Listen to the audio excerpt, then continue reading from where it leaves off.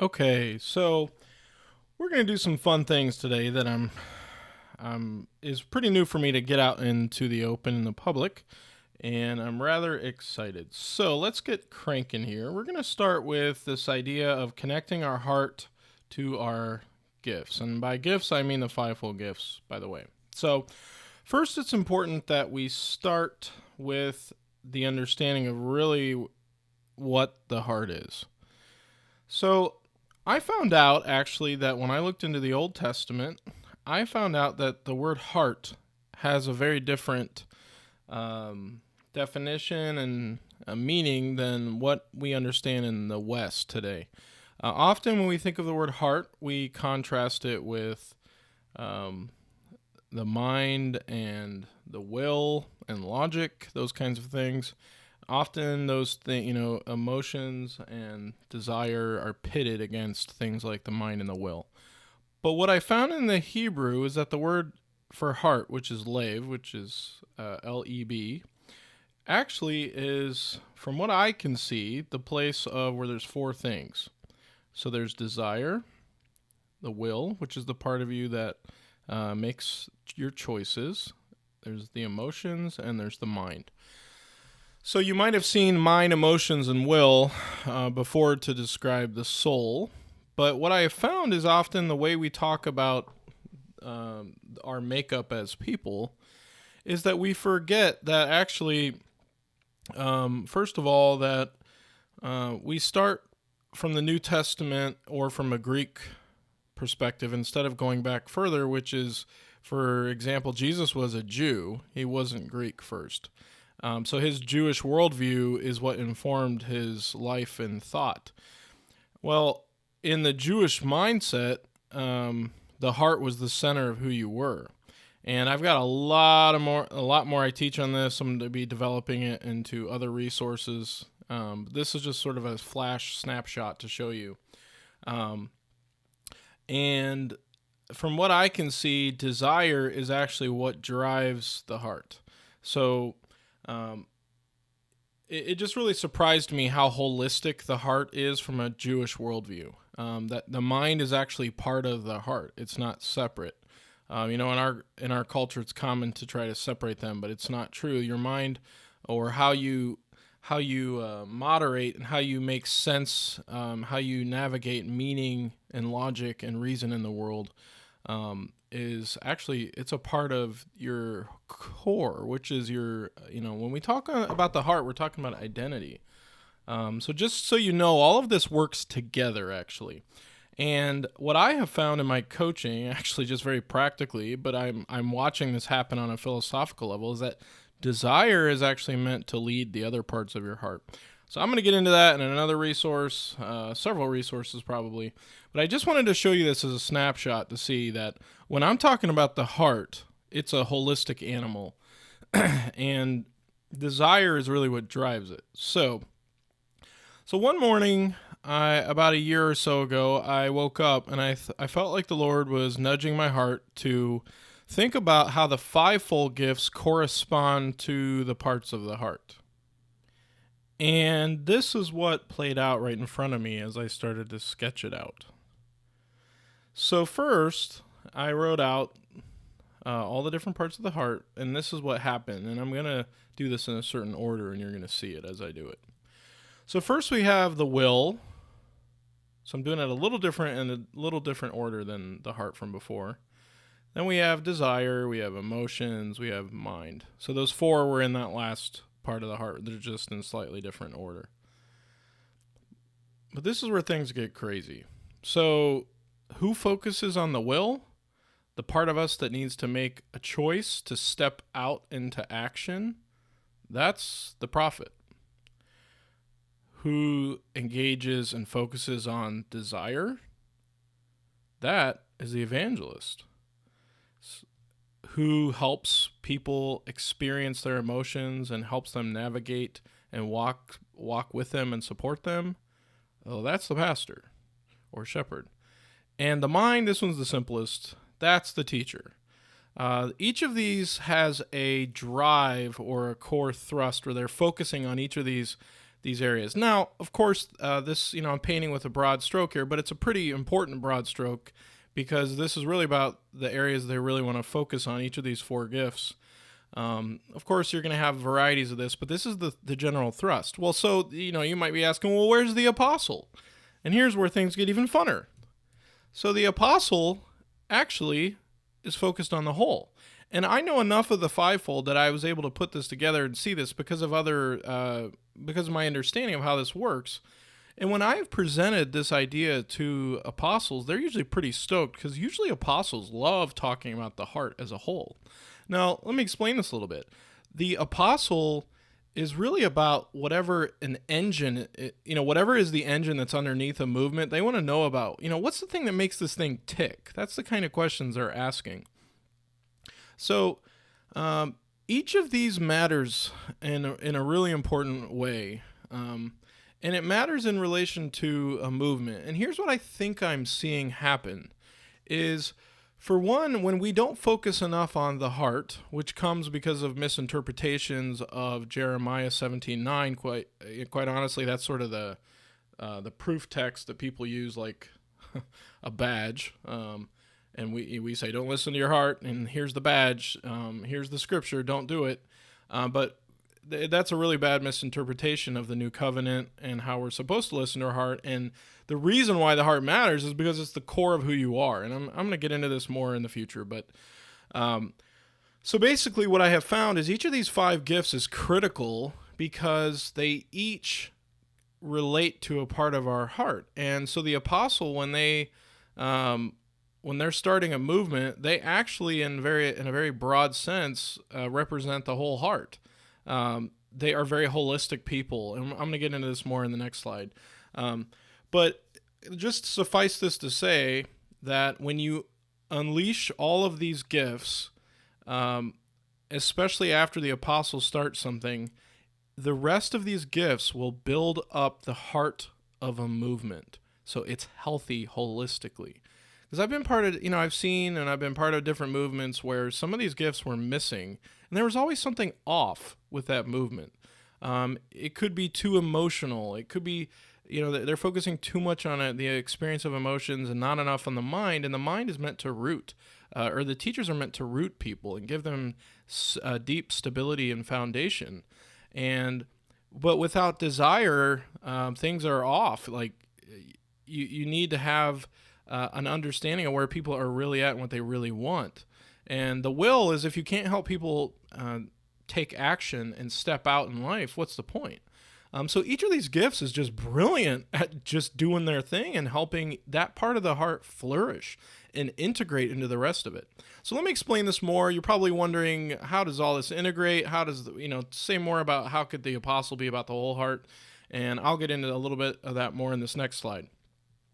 So as I've been coaching and watching the different gifts, I've been watching some patterns that have emerged as I've been just sort of watching people when they're in their really, well, quite frankly, when they're in their hard times on either extremes, and I've seen them when they're healthy. So here's what I've seen. And I want to say this as a quick disclaimer that this next slide, this presentation is by no means an attempt to diagnose you. When I say healthy, I don't mean healthy like you're not healthy psychologically in a diagnosis sense. I'm just sharing some general patterns in relation to the core drive of what each gift is after. So here we go. So the apostle I'm going to be explaining this first with the apostle. There are two different extremes. On the one extreme on the left, you have what I call self-focused. It's a self-focused extreme. And this relates to, we could even call this against the self. On the other extreme, this is an extreme that's focused on others, or it's against others. You could look at it either way.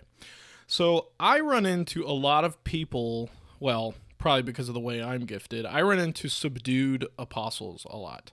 These people, they have this innate understanding and awareness that they can do a lot, but yet they feel powerless, and they feel that they need permission in order to start up with their unique vision. And so apostles, like I said in that last slide, apostles are focused on the entire heart, which is another way of saying the apostle is one of the most widely gifted or the gifted people within the fivefold. There's one guy I respect, Wolfgang Simpson, who says, you've met an apostle because they're the most confused of them all. And as I'm understanding this, they're the most confused of them all because they actually have all of the fivefold within them in some capacity. I mean, on a pretty high capacity. And yeah, they might be weak in a few of the areas, but they basically are broadly gifted, is basically what I'm saying. And it's confusing to these people. Well, if they don't feel like they have permission to step out, they can just get really down on themselves, and they can come across like they're quite powerless, subdued, and that's not because they're not expressing that unique vision they're designed to start. On the other extreme, you have narcissism. So, like I said earlier, this one makes sense because an apostle is broadly gifted, and they actually believe that they can do anything. And in one sense, apostles can do a lot. I mean, they really can do what they want to do. I mean, sometimes they can do whatever they want to do, but they're not designed to do everything. So they're using that as a form of arrogance. It gets to their head, and they're not doing what they're supposed to be doing in this place, which you can see the healthy center is what I call just empower. They're designed to empower people. They're designed to give away, we can almost say, clear power away to people. So if you understand that the apostolic gift, well, if you think of it in terms of like an entrepreneur, sometimes that's the easiest way to understand this gift. An entrepreneur, when they start a business, at some point they need to hire someone and delegate responsibility away, and find the best use of their time instead of doing especially things like administrative tasks and operations and things like that. They need to give power away to other people. Well, the struggle of an apostle is to feel like they're the only ones that can do what they do, and that's not true. But when they hold on to that idea, they hoard power, and so they can come across like a narcissist, and they may feel like they're going to lose themselves if they give away some responsibility, because can my movement survive if someone else does it? Well, the healthy entrepreneurs that I have watched, studied, and I know, they're amazing at giving power away. They're amazing at hiring, they're amazing at delegating, and they're amazing at prioritizing, among many things. So empowerment is really, we could even say empowerment's really about the idea of if you help someone identify who they are on an identity or gifting level, and then you give a good, clear opportunity for them to actually go engage it, to go use it. That's empowerment. And that's what the apostle is really after. The apostles I know, the entrepreneurs I know, the people that love to start movements, when they put their head down on their pillow at the end of the night, they want to know they empowered someone. Okay, so a prophet, you can start to see the icon. So you see the different arrows. This relates from that last heart chart I had.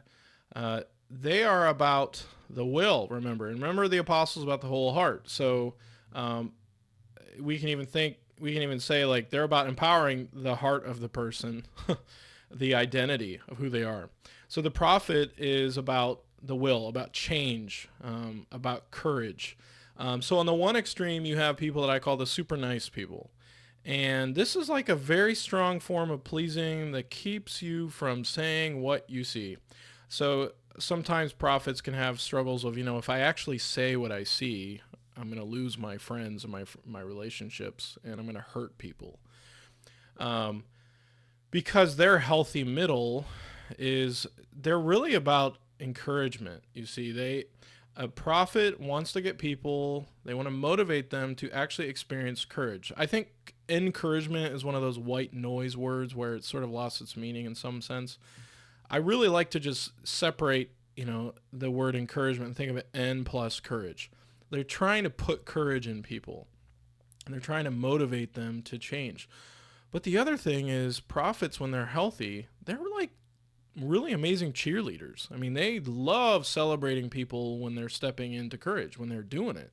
So they're not, sometimes people feel like prophets are always drab, like they have this Old Testament version of prophets that are always just have a chip off their shoulder. And actually, that would be what I would call brash. And that this is an extreme of, it's like there's a harshness or a bitterness to these people, and they see things. They see the horrifyingly huge gaps of need in the world, and they feel helpless. So they become bitter and they become brash or harsh. So often when I see these people, I think, oh, probably a prophet. We just need to help them get back to the middle, help them to learn how to speak the truth in love, which is on the other extreme. The prophet on the super nice side, the super nice prophet needs to learn to speak the truth. The love part they have down pretty good. By the way, with the super nice people, these are the people that often people say, well, that person would never hurt a fly. Well, often that person is a prophet, actually, when you hear that. Okay, next is the evangelist. So the evangelist is, I showed you in that diagram, they're all about desire. And these people love people. They're people.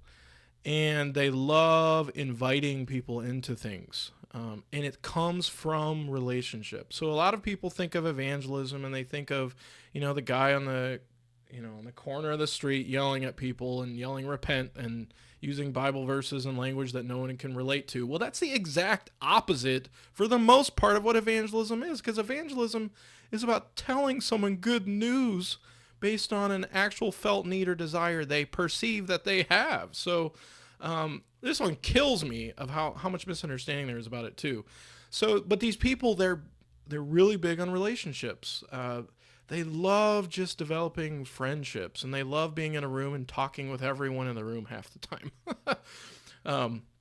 Well, on the, you've got your extremes in relation to how they handle desire. So on the one side, you have the party animals. And typically these people don't feel confident enough to refer people to resources and help, which is what they're brilliant at. And instead they've become indulgent on desire themselves. So instead of helping others, they've become self-focused, and it's about, like, look at me, they're party animals. On the other extreme, you have the manipulators. Now, this is where we are commonly referring to, like, the used car salesperson, because often evangelist in a secular level can look like a salesperson, or they're in the marketing world. And these people, they're using that ability to offer a felt need, or that ability to connect to someone on their felt need or their desire, and they're using it against others for their own greed and power.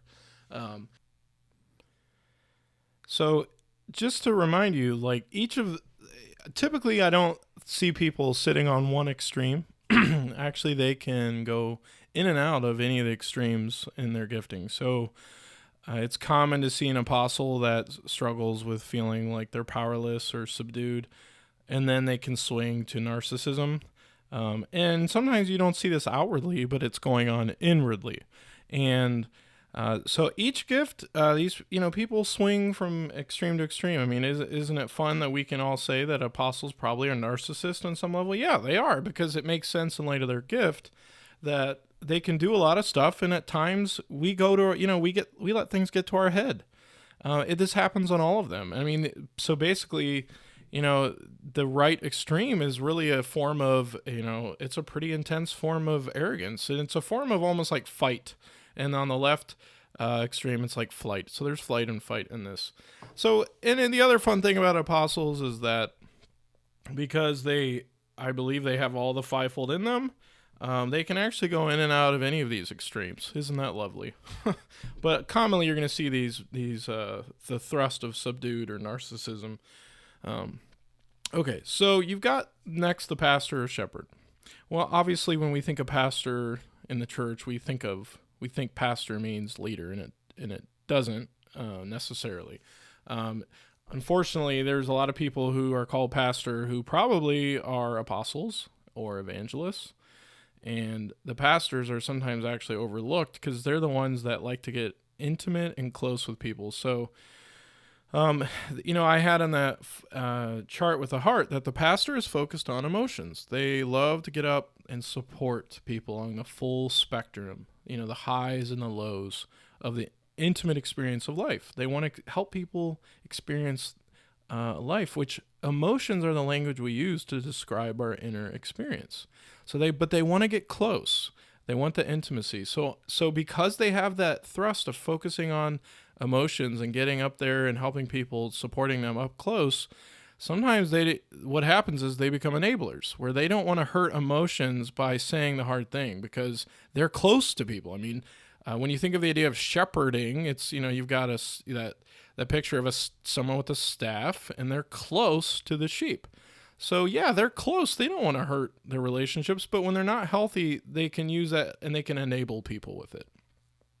On the other extreme, you have people that I believe are controlling. Well, because they have a pretty good grasp on the emotions of what someone's experiencing, they can use that as, it's like in a sense a form of shaming, where they use those hard emotions that someone's experiencing against others. And they often feel out of control to know how to handle pain. And so, they can go to either one of these extremes. But the healthy center is someone that is focused on cultivating, no matter where they're at. In the highs or lows, a healthy pastor wants to cultivate whatever's going on and bring them to that maturity and that health that they're after. And then you have the teacher.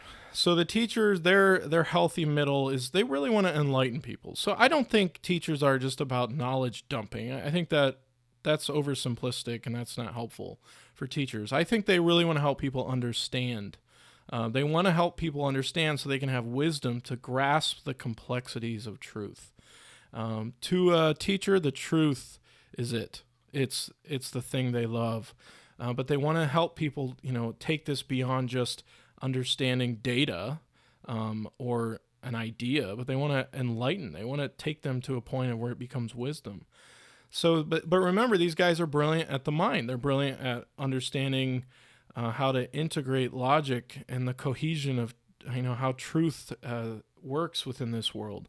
And they're genius at this, just like everyone else is genius at their other part of the heart.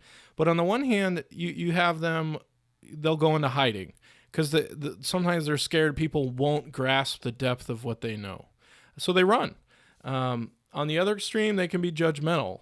So because they have grasped the truth on such deep levels, it can be in an arrogance that people are a bit ignorant or too stupid to grasp the complexities of what they know. These guys, they're scholars, they're scientists, they master knowledge. So, we can feel like, annoyed or angry at any of these extremes right in front of you. But the truth is, we all have our extremes and we all need to give grace to each other, right? And yeah, there are blends of the different, I would say there's, a unique, typically a primary gifting that you flow in. Because the apostle has, I think, all of them pretty strongly, they're usually the one gift that can say, actually, I can do all 5 of those pretty good, and I would enjoy all of them. But what makes most sense to them is when they're a spark, which is why I have that spark there. When they're sparking each stage of the moving the heart into an integrated whole. And so they can see the whole, and they're doing that. So you might be like, I feel like, there might be some extremes that show up in my life, even though I have a, primary gift. Well, yeah, we all have different blends, but remember there's sort of a way that this expresses itself as a primary gift.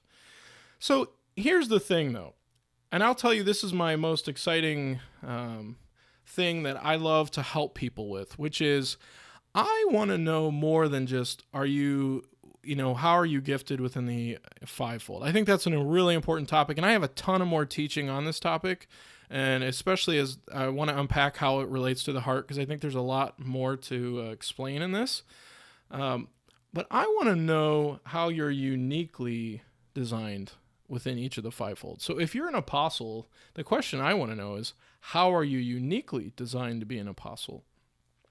So I want to offer to you a free 45-minute consult. I would love to chat through the results from the fivefold test. If you haven't taken it, go ahead and take it.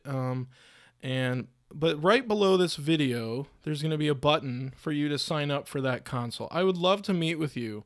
And if you're interested, I have developed a premium process over the last 10 years that will take your gifts to levels that you may not have ever seen before. Because I believe it's crucial to understand the intricacies of how you're designed within each of these gifts. Because as you can see, I believe when we live this out the way God intends, we see a wholehearted movement in the kingdom.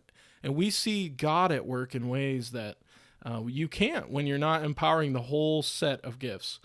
So thanks for tuning in. Thanks for watching this video. I hope it's encouraged you. You probably have a lot of questions. And feel free to sign up for that meeting. I would love to answer those. I have tons more coming. But I'd love to meet with you and share with you about ways I could support you. And feel free to bring some questions you have. So have a great rest of your day. And I look forward to sharing more with you as I go on.